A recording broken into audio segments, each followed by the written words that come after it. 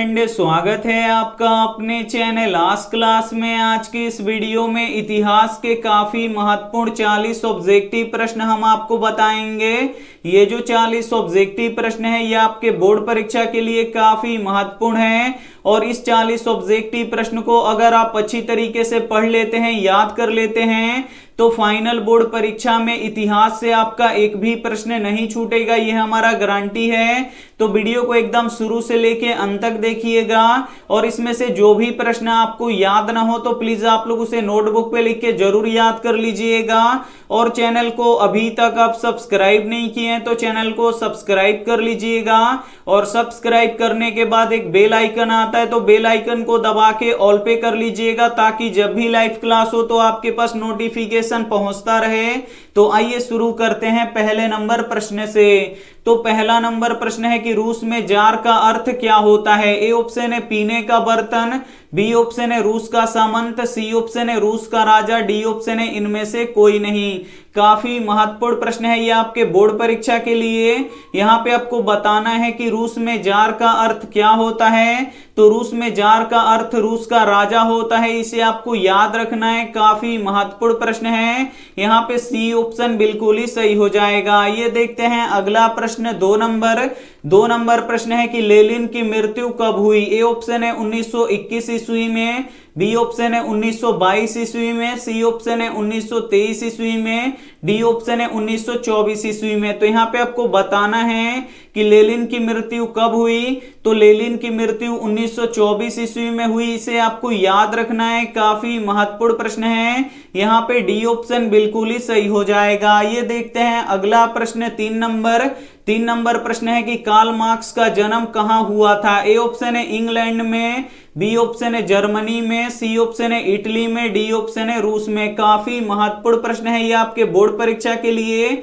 यहाँ पे आपको बताना है कि कार्ल मार्क्स का जन्म कहाँ हुआ था। तो कार्ल मार्क्स का जन्म जर्मनी में हुआ था, इसे आपको याद रखना है। काफी महत्वपूर्ण प्रश्न है। यहाँ पे बी ऑप्शन बिल्कुल ही सही हो जाएगा। ये देखते हैं अगला प्रश्न चार नंबर प्रश्न है कि लाल सेना का गठन किसने किया। ए ऑप्शन है कार्ल मार्क्स ने, बी ऑप्शन है स्टालिन ने, सी ऑप्शन है ट्राटस्की ने, डी ऑप्शन है न्यूटन ने। 4 नंबर भी प्रश्न काफी महत्वपूर्ण है आपके बोर्ड परीक्षा के लिए। यहाँ पे आपको बताना है कि लाल सेना का गठन किसने किया। तो लाल सेना का गठन ट्राटस्की ने किया, इसे आपको याद रखना है। काफी महत्वपूर्ण प्रश्न है। यहाँ पे सी ऑप्शन बिल्कुल ही सही हो जाएगा। ये देखते हैं अगला प्रश्न 5 नंबर प्रश्न है कि बोल्शेविक क्रांति कब हुआ था। ए ऑप्शन है फरवरी 1917 में, बी ऑप्शन है नवंबर 1917 में, सी ऑप्शन है मार्च 1920 में, डी ऑप्शन है दिसंबर 1918 में। काफी महत्वपूर्ण प्रश्न है ये भी आपके बोर्ड परीक्षा के लिए। यहाँ पे आपको बताना है कि बोल्शेविक क्रांति कब हुआ था। तो बोल्शेविक क्रांति नवंबर 1917 ईस्वी में हुआ था, इसे आपको याद रखना है। काफी महत्वपूर्ण प्रश्न है। यहाँ पे बी ऑप्शन बिल्कुल ही सही हो जाएगा। काफी महत्वपूर्ण 40 ऑब्जेक्टिव प्रश्न है और इस 40 ऑब्जेक्टिव प्रश्न को आप लोग शुरू से लेके अंत तक देख लेते हैं और इसे याद कर लेते हैं तो फाइनल बोर्ड परीक्षा में इतिहास से आपका एक भी प्रश्न नहीं छूटेगा, यह हमारा गारंटी है। तो वीडियो को एकदम शुरू से लेके अंत तक देखिएगा और वीडियो को अभी तक आप लाइक नहीं किए हैं तो प्लीज आप लोग वीडियो को लाइक भी कर दीजिएगा। ये देखते हैं अगला प्रश्न 6 नंबर प्रश्न है कि वार एंड पीस के लेखक कौन है। ए ऑप्शन है कार्ल मार्क्स, बी ऑप्शन है टोल्स्टॉय, सी ऑप्शन है एंजल्स, डी ऑप्शन है लेनिन। तो यहाँ पे आपको बताना है कि वार एंड पीस पुस्तक के लेखक कौन है।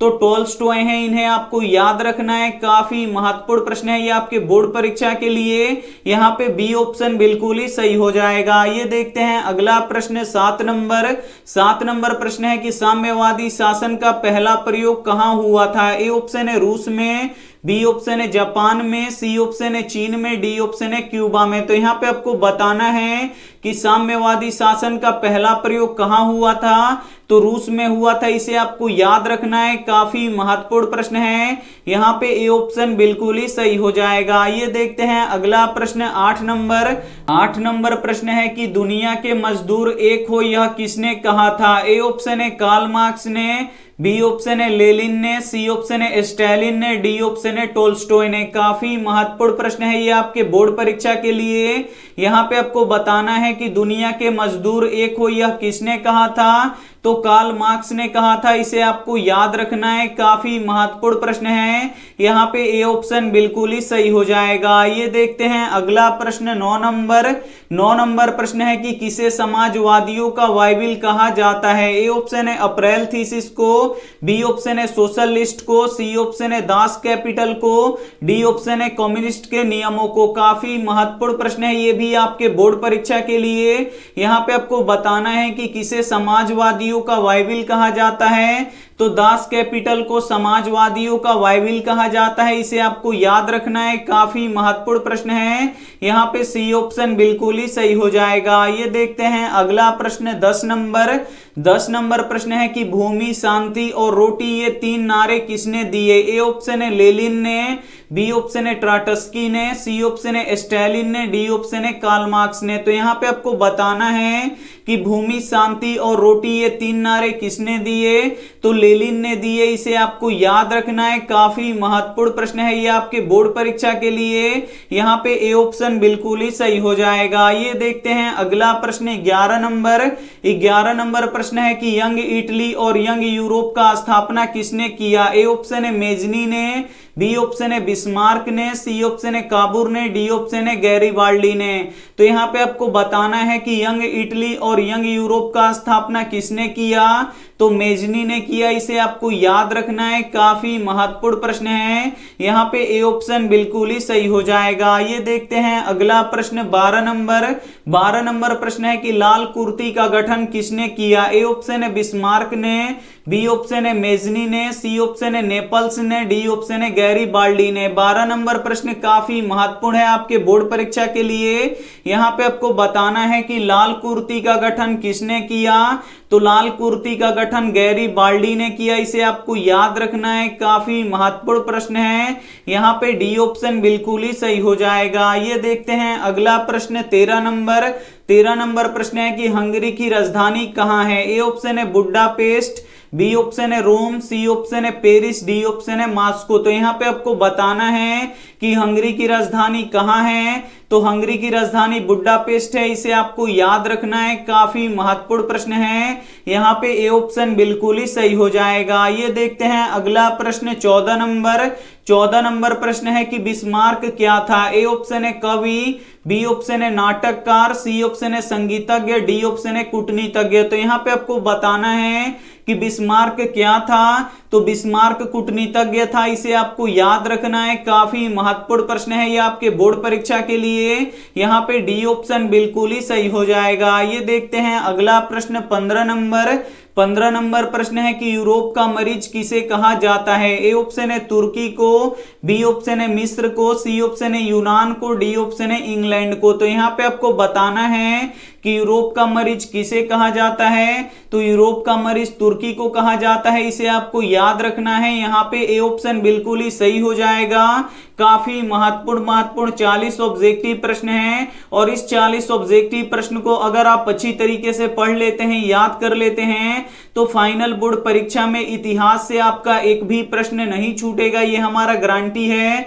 तो वीडियो को एकदम शुरू से लेके अंत तक देखिएगा और वीडियो को लाइक नहीं किए हैं तो प्लीज आप लोग वीडियो को लाइक भी कर दीजिएगा। ये देखते हैं अगला प्रश्न 16 नंबर प्रश्न है कि गैरीबाल्डी पेशे से क्या था? ए ऑप्शन है सिपाही, बी ऑप्शन है नाविक, सी ऑप्शन है किसान, डी ऑप्शन है जमींदार। तो यहाँ पे आपको बताना है कि गैरीबाल्डी पेशे से क्या था? तो गैरीबाल्डी पेशे से नाविक था। इसे आपको याद रखना है, काफी महत्वपूर्ण प्रश्न है ये आपके बोर्ड परीक्षा के लिए। यहाँ पे बी ऑप्शन बिल्कुल ही सही हो जाएगा। ये देखते हैं अगला प्रश्न 17 नंबर प्रश्न है कि हनोई समझौता कब हुआ था? ए ऑप्शन है 1942 ईस्वी में, बी ऑप्शन है 1943 ईस्वी में, सी ऑप्शन है 1944 ईस्वी में, डी ऑप्शन है 1946 ईस्वी में। 17 नंबर भी प्रश्न काफी महत्वपूर्ण है आपके बोर्ड परीक्षा के लिए। यहाँ पे आपको बताना है कि हनोई समझौता कब हुआ था? तो हनोई समझौता 1946 ईस्वी में हुआ था, इसे आपको याद रखना है। यहाँ पे डी ऑप्शन बिल्कुल ही सही हो जाएगा। ये देखते हैं अगला प्रश्न 18 नंबर प्रश्न है कि इटली एवं जर्मनी के एकीकरण के विरुद्ध कौन सा देश था? ए ऑप्शन है रूस, बी ऑप्शन है ऑस्ट्रिया, सी ऑप्शन है प्रसा, डी ऑप्शन है इंग्लैंड। काफी महत्वपूर्ण प्रश्न है। यहाँ पे आपको बताना है कि इटली एवं जर्मनी के एकीकरण के विरुद्ध कौन सा देश था? तो ऑस्ट्रिया था, इसे आपको याद रखना है। काफी महत्वपूर्ण प्रश्न है। यहाँ पे बी ऑप्शन बिल्कुल ही सही हो जाएगा। ये देखते हैं अगला प्रश्न 19 नंबर प्रश्न है कि औद्योगिक क्रांति सर्वप्रथम किस देश में हुई? ए ऑप्शन है इंग्लैंड में, बी ऑप्शन है जर्मनी में, सी ऑप्शन है फ्रांस में, डी ऑप्शन है अमेरिका में। 19 नंबर भी प्रश्न काफी महत्वपूर्ण है आपके बोर्ड परीक्षा के लिए। यहाँ पे आपको बताना है कि औद्योगिक क्रांति सर्वप्रथम किस देश में हुई? तो इंग्लैंड में हुई, इसे आपको याद रखना है। काफी महत्वपूर्ण प्रश्न है। यहाँ पे ए ऑप्शन बिल्कुल ही सही हो जाएगा। ये देखते हैं अगला प्रश्न 20 नंबर प्रश्न है कि Tata iron and steel company की स्थापना कब हुआ? ए ऑप्शन है 1854 ईस्वी में, बी ऑप्शन है 1907 ईस्वी में, सी ऑप्शन है 1915 ईस्वी में, डी ऑप्शन है 1920 ईस्वी में। तो यहाँ पे आपको बताना है कि Tata iron and steel company की स्थापना कब हुआ था? तो 1907 ईस्वी में हुआ था, इसे आपको याद रखना है। काफी महत्वपूर्ण प्रश्न है। यहाँ पे बी ऑप्शन बिल्कुल ही सही हो जाएगा। ये देखते हैं अगला प्रश्न 21 नंबर प्रश्न है कि सेफ्टी लैंप का आविष्कार किसने किया? ए ऑप्शन है जॉन के ने, बी ऑप्शन है हेम्फ्री डेवी ने, सी ऑप्शन है न्यूटन ने, डी ऑप्शन है क्रम्पटन ने। 21 नंबर प्रश्न काफी महत्वपूर्ण है आपके बोर्ड परीक्षा के लिए। यहाँ पे आपको बताना है कि सेफ्टी लैंप का आविष्कार किसने किया? तो हेम्फ्री डेवी ने किया, इसे आपको याद रखना है। काफी महत्वपूर्ण प्रश्न है। यहाँ पे बी ऑप्शन बिल्कुल ही सही हो जाएगा। ये देखते हैं अगला प्रश्न 22 नंबर प्रश्न है कि अखिल भारतीय ट्रेड यूनियन कांग्रेस की स्थापना कब हुआ? ए ऑप्शन है 1885 ईस्वी में, बी ऑप्शन है 1920 ईस्वी में, सी ऑप्शन है 1848 ईस्वी में, डी ऑप्शन है 1881 ईस्वी में। तो यहाँ पे आपको बताना है कि अखिल भारतीय ट्रेड यूनियन कांग्रेस की स्थापना कब हुआ? तो 1920 ईस्वी में हुआ, इसे आपको याद रखना है। काफी महत्वपूर्ण प्रश्न है। यहाँ पे बी ऑप्शन बिल्कुल ही सही हो जाएगा। ये देखते हैं अगला प्रश्न 23 नंबर प्रश्न है कि जेम्स वाट ने किस यंत्र का आविष्कार किया? ए ऑप्शन है सेफ्टी लैंप का, बी ऑप्शन है वाष्प इंजन का, सी ऑप्शन है पावर लूम का, डी ऑप्शन है जहाज का। तो यहाँ पे आपको बताना है कि जेम्स वाट ने किस यंत्र का आविष्कार किया? तो जेम्स वाट ने वाष्प इंजन का आविष्कार किया, इसे आपको याद रखना है। काफी महत्वपूर्ण प्रश्न है। यहाँ पे बी ऑप्शन बिल्कुल ही सही हो जाएगा। ये देखते हैं अगला प्रश्न 24 नंबर प्रश्न है कि जनसंख्या घनत्व कहाँ सबसे अधिक होता है? ए ऑप्शन है ग्राम में, बी ऑप्शन है कस्बा में, सी ऑप्शन है नगर में, डी ऑप्शन है महानगर में। काफी महत्वपूर्ण प्रश्न है। यहाँ पे आपको बताना है कि जनसंख्या घनत्व कहाँ सबसे अधिक होता है? तो महानगरों में अधिक होता है, इसे आपको याद रखना है। काफी महत्वपूर्ण प्रश्न है। यहाँ पे डी ऑप्शन बिल्कुल ही सही हो जाएगा। काफी महत्वपूर्ण प्रश्न है, तो एक भी प्रश्न आप लोग स्किप मत कीजिएगा। वीडियो को प्लीज आप लोग शुरू से लेके अंत तक जरूर देखिएगा। आइए देखते हैं अगला प्रश्न 25 नंबर प्रश्न है कि पटना का गोलघर कब बनाया गया था? ए ऑप्शन है 1700 ईस्वी में, बी ऑप्शन है 1786 ईस्वी में, सी ऑप्शन है 1780 ईस्वी में, डी ऑप्शन है 1790 ईस्वी में। काफी महत्वपूर्ण प्रश्न है। यहाँ पे आपको बताना है कि पटना का गोलघर कब बना था? तो पटना का गोलघर 1786 ईस्वी में बना था, इसे आपको याद रखना है। यहाँ पे बी ऑप्शन बिल्कुल ही सही हो जाएगा। ये देखते हैं अगला प्रश्न 26 नंबर प्रश्न है कि गुटेनबर्ग का जन्म किस देश में हुआ था? ए ऑप्शन है भारत में, बी ऑप्शन है जर्मनी में, सी ऑप्शन है चीन में, डी ऑप्शन है अमेरिका में। काफी महत्वपूर्ण प्रश्न है ये आपके बोर्ड परीक्षा के लिए। यहाँ पे आपको बताना है कि गुटेनबर्ग का जन्म किस देश में हुआ था? तो गुटेनबर्ग का जन्म जर्मनी में हुआ था, इसे आपको याद रखना है, काफी महत्वपूर्ण प्रश्न है। यहाँ पे बी ऑप्शन बिल्कुल ही सही हो जाएगा। ये देखते हैं अगला प्रश्न 27 नंबर। 27 नंबर प्रश्न है कि कागज का आविष्कार किस देश में हुआ? ए ऑप्शन है भारत में, बी ऑप्शन है अमेरिका में, सी ऑप्शन है चीन में, डी ऑप्शन है ब्राजील में। तो यहाँ पे आपको बताना है कि कागज का आविष्कार किस देश में हुआ? तो कागज का आविष्कार चीन में हुआ, इसे आपको याद रखना है, काफी महत्वपूर्ण प्रश्न है। यहाँ पे सी ऑप्शन बिल्कुल ही सही हो जाएगा। ये देखते हैं अगला प्रश्न 28 नंबर। 28 नंबर प्रश्न है कि हिंद चीन पहुंचने वाले प्रथम व्यापारी कौन थे? ए ऑप्शन है ब्रितानी, बी ऑप्शन है फ्रांसीसी, सी ऑप्शन है पुर्तगाली, डी ऑप्शन है डच। काफी महत्वपूर्ण प्रश्न है। यहाँ पे आपको बताना है कि हिंद चीन पहुंचने वाले प्रथम व्यापारी कौन थे? तो पुर्तगाली थे, इसे आपको याद रखना है, काफी महत्वपूर्ण प्रश्न है ये आपके बोर्ड परीक्षा के लिए। यहाँ पे सी ऑप्शन बिल्कुल ही सही हो जाएगा। ये देखते हैं अगला प्रश्न 29 नंबर। 29 नंबर प्रश्न है कि the history of the loss of Vietnam के लेखक कौन है? ए ऑप्शन है हो ची मी, बी ऑप्शन है फान बोई चाउ, सी ऑप्शन है कुआंग, डी ऑप्शन है त्रियूत। यहाँ पे आपको बताना है कि the history of the loss of Vietnam के लेखक कौन है? तो फान बोई चाउ है, इन्हें आपको याद रखना है, काफी महत्वपूर्ण प्रश्न है। यहाँ पे बी ऑप्शन बिल्कुल ही सही हो जाएगा। ये देखते हैं अगला प्रश्न 30 नंबर। 30 नंबर प्रश्न है कि अंकोर वाट का मंदिर कहाँ स्थित है? ए ऑप्शन है वियतनाम में, बी ऑप्शन है थाईलैंड में, सी ऑप्शन है लाओस में, डी ऑप्शन है कंबोडिया में। तो यहाँ पे आपको बताना है कि अंकोर वाट का मंदिर कहाँ स्थित है? तो अंकोर वाट का मंदिर कंबोडिया में स्थित है। यहाँ पे डी ऑप्शन बिल्कुल ही सही हो जाएगा। ये देखते हैं अगला प्रश्न 31 नंबर। 31 नंबर प्रश्न है कि हिंद चीन में बसने वाले फ्रांसीसी को क्या कहा जाता था? ए ऑप्शन है फ्रांसीसी, बी ऑप्शन है शासक, सी ऑप्शन है क्लोन, डी ऑप्शन है जनरल। तो यहाँ पे आपको बताना है कि हिंद चीन में बसने वाले फ्रांसीसी को क्या कहा जाता था? तो क्लोन कहा जाता था, इसे आपको याद रखना है। यहाँ पे सी ऑप्शन बिल्कुल ही सही हो जाएगा। ये देखते हैं अगला प्रश्न 32 नंबर। 32 नंबर प्रश्न है कि हो ची मिन्ह का शाब्दिक अर्थ क्या है? ए ऑप्शन है क्रांतिकारी, बी ऑप्शन है सुधारक, सी ऑप्शन है पथ प्रदर्शक, डी ऑप्शन है दार्शनिक। तो यहाँ पे आपको बताना है कि हो ची मिन्ह का शाब्दिक अर्थ क्या है? तो पथ प्रदर्शक होता है, इसे आपको याद रखना है। यहाँ पे सी ऑप्शन बिल्कुल ही सही हो जाएगा। ये देखते हैं अगला प्रश्न 33 नंबर।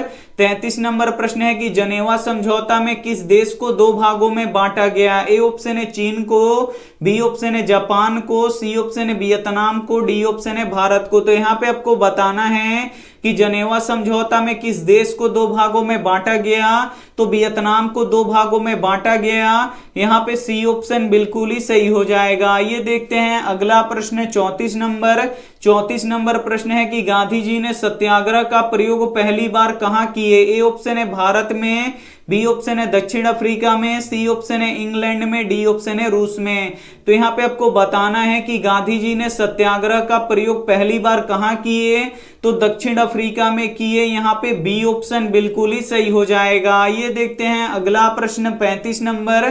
35 नंबर प्रश्न है कि वेदों की ओर लौटो का नारा किसने दिया? ए ऑप्शन है दयानंद सरस्वती, बी ऑप्शन है राजा राम मोहन राय, सी ऑप्शन है स्वामी विवेकानंद, डी ऑप्शन है रामकृष्ण परमहंस। तो यहाँ पे आपको बताना है कि वेदों की ओर लौटो का नारा किसने दिया?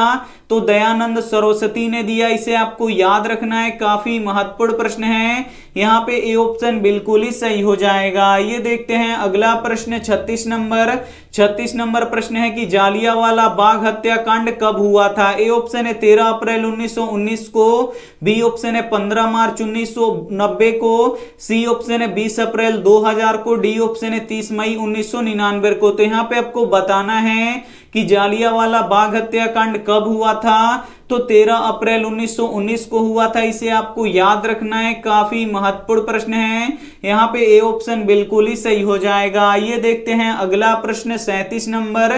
37 नंबर प्रश्न है कि बारदोली सत्याग्रह किसके नेतृत्व में हुआ था? ए ऑप्शन है वल्लभ भाई पटेल के, बी ऑप्शन है राम मनोहर लोहिया के, सी ऑप्शन है सुभाष चंद्र बोस के, डी ऑप्शन है लाला लाजपत राय के। तो यहाँ पे आपको बताना है कि बारदोली सत्याग्रह किसके नेतृत्व में हुआ था? तो वल्लभ भाई पटेल के नेतृत्व में हुआ था। यहाँ पे ए ऑप्शन बिल्कुल ही सही हो जाएगा। आइए देखते हैं अगला प्रश्न 38 नंबर। 38 नंबर प्रश्न है कि महात्मा गांधी किस पत्रिका का संपादन किए थे। ए ऑप्शन है केसरी, बी ऑप्शन है मराठी, सी ऑप्शन है यंग इंडिया और हरिजन, डी ऑप्शन है बंगाली। तो यहाँ पे आपको बताना है कि महात्मा गांधी किस पत्रिका का संपादन किए थे। तो यंग इंडिया और हरिजन पत्रिका का संपादन किए थे। यहाँ पे सी ऑप्शन बिल्कुल ही सही हो जाएगा। ये देखते हैं अगला प्रश्न 39 नंबर। 39 नंबर प्रश्न है कि फॉरवर्ड ब्लॉक की स्थापना किसने किया था। ए ऑप्शन है राम मनोहर लोहिया ने, बी ऑप्शन है सुभाष चंद्र बोस ने, सी ऑप्शन है लाला लाजपत राय ने, डी ऑप्शन है नरेंद्र देव ने। काफी महत्वपूर्ण प्रश्न है ये आपके बोर्ड परीक्षा के लिए। यहाँ पे आपको बताना है कि फॉरवर्ड ब्लॉक की स्थापना किसने किया था। तो सुभाष चंद्र बोस ने किया था। यहाँ पे बी ऑप्शन बिल्कुल ही सही हो जाएगा। ये देखते हैं अंतिम प्रश्न 40 नंबर। 40 नंबर प्रश्न है कि चौरी चौरा वर्तमान में भारत के किस राज्य में स्थित है। ए ऑप्शन है उत्तर प्रदेश में, बी ऑप्शन है बिहार में, सी ऑप्शन है बंगाल में, डी ऑप्शन है उड़ीसा में। तो यहाँ पे आपको बताना है कि चौरी चौरा वर्तमान में भारत के किस राज्य में स्थित है। तो उत्तर प्रदेश में स्थित है। तो यहाँ पे ए ऑप्शन बिल्कुल ही सही हो जाएगा। काफी महत्वपूर्ण हम आपको 40 ऑब्जेक्टिव प्रश्न बताए हैं और इस 40 प्रश्न को अगर आप लोग लिख के याद कर लेंगे तो फाइनल बोर्ड परीक्षा में आपका एक भी प्रश्न नहीं छूटेगा। इतिहास से ये हमारा गारंटी है। तो इसे आप लोग लिख के याद कर लीजिए क्योंकि काफी महत्वपूर्ण प्रश्न हम आपको बताए हैं। और ये रहा आपके लिए होमवर्क प्रश्न। इसका जवाब आपको कमेंट बॉक्स में देना है बिल्कुल सही। प्रश्न है कि भारतीय राष्ट्रीय कांग्रेस के पहले अध्यक्ष कौन थे। ए ऑप्शन है व्योमेश चंद्र बनर्जी, बी ऑप्शन है एनी बेसेंट, सी ऑप्शन है बदरुद्दीन तैयब जी, डी ऑप्शन है महात्मा गांधी। तो जो भी ऑप्शन आपको सही लगे वो आप हमें कमेंट करके जरूर बताइएगा। और वीडियो को आप लोग लाइक नहीं किए तो प्लीज करके आप लोग वीडियो को लाइक कर दीजिए और अपने दोस्तों के पास इस वीडियो को जरूर शेयर कीजिएगा। और चैनल को सब्सक्राइब नहीं किए हैं तो चैनल को सब्सक्राइब करके साथ में बेल आइकन को ऑल पे दबा लीजिएगा ताकि जब भी लाइव क्लास हो तो आपके पास नोटिफिकेशन पहुंचता रहे। Thank you for watching. मिलते हैं अगली वीडियो में। तब तक अपना ध्यान रखिए, मन लगा के पढ़ाई कीजिए। Take care and bye.